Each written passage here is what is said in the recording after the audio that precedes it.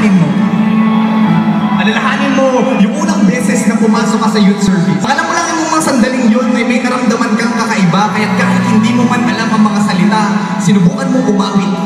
Hanggang sa naintindihan mo na rin kung ba't sila nagtataas ng kamay, naramdaman mo ang ligaya, nakilala mo ang tinig ng Diyos na nagpadaya at nag-imbento ng pag-ibig. Alalahanin mo yung saya, yung kagalangan.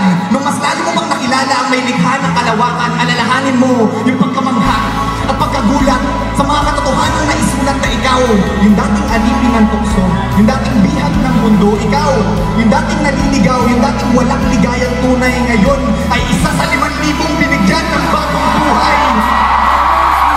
Masaya, di ba?